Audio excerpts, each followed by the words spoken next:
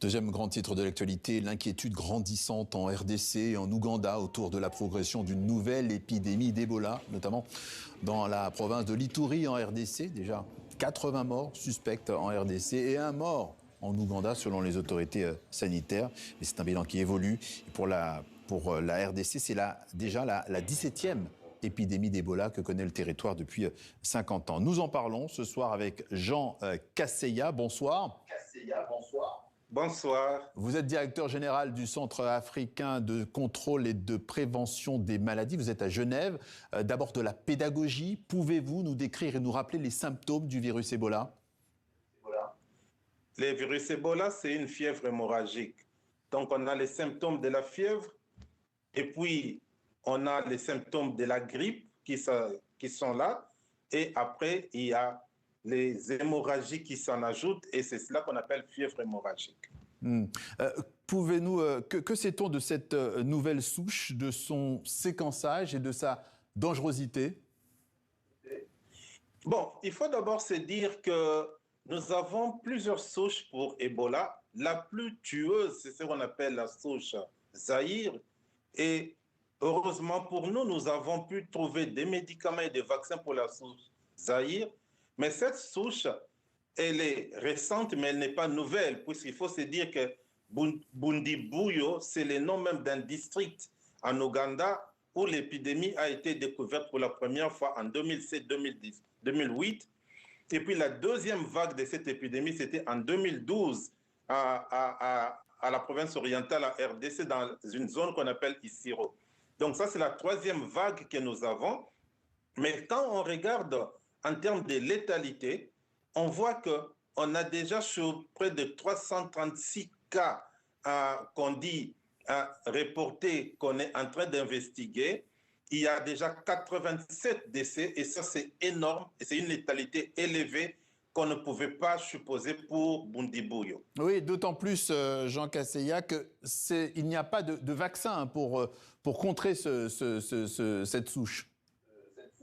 Je confirme que, contrairement à la souche Zaïre, nous n'avons ni vaccin ni médicaments. Aujourd'hui, j'ai organisé une réunion de tous les partenaires, l'OMS, l'UNICEF, les industries pharmaceutiques, les donateurs, les partenaires humanitaires, les Nations Unies, tout le monde.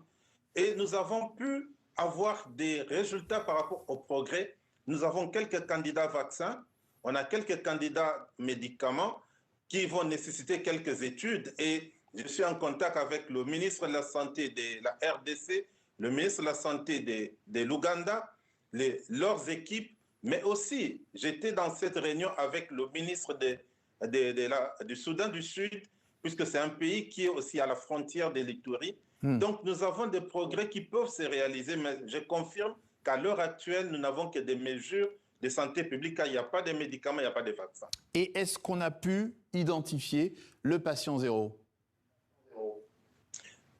Du côté ougandais, oui, le patient zéro, c'est un monsieur de 59 ans qui est congolais, qui est parti en Ouganda, qui a eu les soins, mais qui est mort après 3-4 jours, et dont le corps a été rapatrié dans des conditions non protégées. Et donc, vous voyez qu'il y a eu une multitude de gens qui ont été certainement des personnes contacts. Mais du côté de la RDC, les études continuent et on a parlé d'un certain du cas qui a commencé le 5 mai, mais nous voulons raffiner ces études pour comprendre qui est vraiment les cas index et comment les contacts se font. Puisqu'en matière d'épidémie Ebola, tant que nous n'avons pas une compréhension complète des cas contacts, nous ne pouvons pas nous dire que nous pouvons nous en sortir. Et d'un mot, cette compréhension complète, vous pensez l'avoir quand? Alors, nos différentes équipes sont sur terrain, les Nations Unies, Africa CDC, les équipes du ministère. Nous sommes en train de travailler pour remonter tous les cas contacts.